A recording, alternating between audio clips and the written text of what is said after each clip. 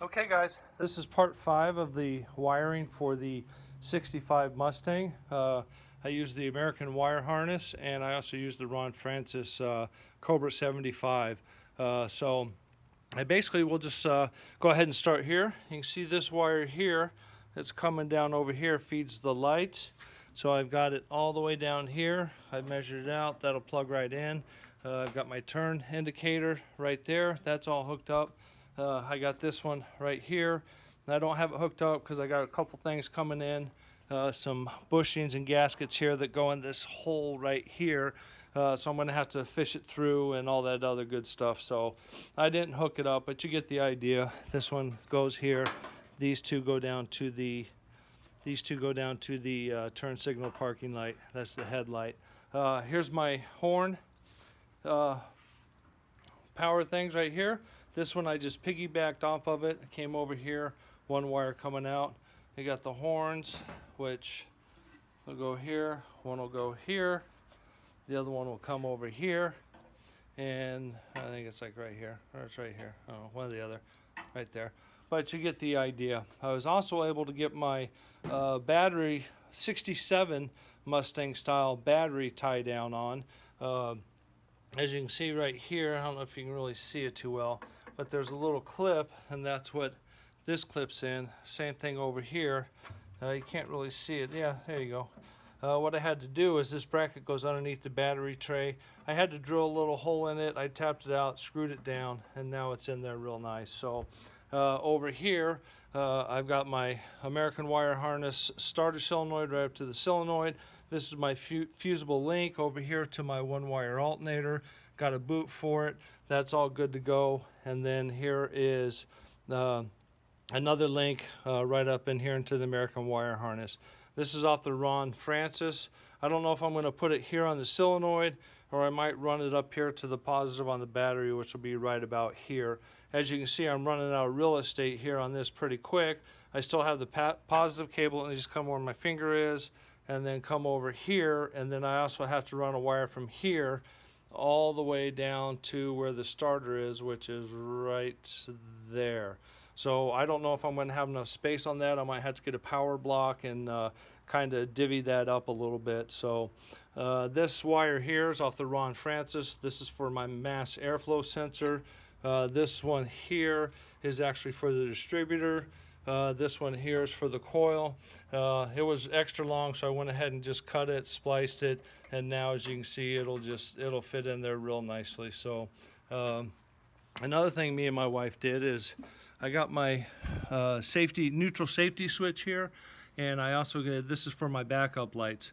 Measured everything out, got it all. I hand soldered these and then put shrink wrap around them, and this fitting actually goes down to my OAD transmission. So when I go to start it, it'll only start in park or neutral.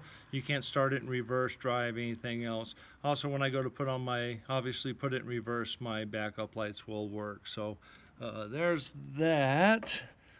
And what else do we got? Oh, this wire here. This will be for my classic auto air.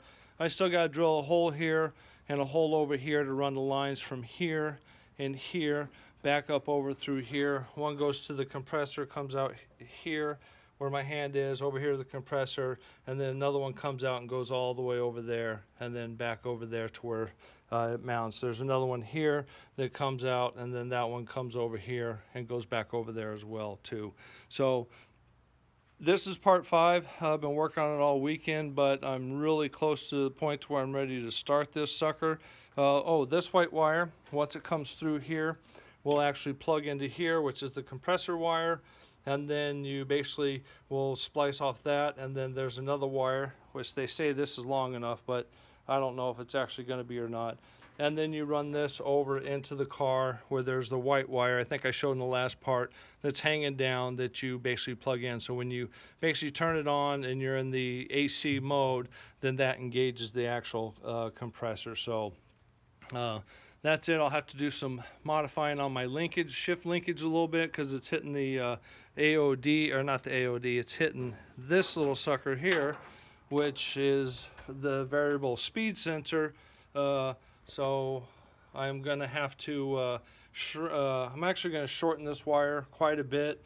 And then, like I said, I got to get up underneath there, pull the linkage off. It's just a bar, and make some tweaks to it so it doesn't hit this when I'm shifting. So that hopefully is a relatively easy fix. Over here you got the axe sensor, which is hooked up. This one here actually hooks up into here, which is the throttle position sensor.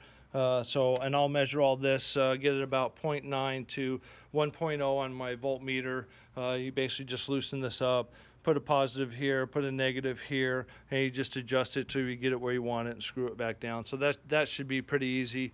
Got my BAP sensor, which is right back there. Let's come over here. Let's see if you can see it here a little bit better. There it is, right there, the BAP sensor right there. So that's all plugged in. So I got the majority of this wiring done. I got some wire tape coming in. Couldn't find any locally here. I probably could have, but I wasn't going to drive all the way around town to do it. Over here, I also have my relay for my fan, which American Wire Harness was nice enough to provide me the ignition feed for that, so I'll just be able to use this, plug in right to here, and then I'm going to mount it down here, probably underneath the battery tray. I'll run a wire up over here to this temperature sensor, so when it gets to the correct temperature, then the fan itself will kick on. I'm eventually going to run another relay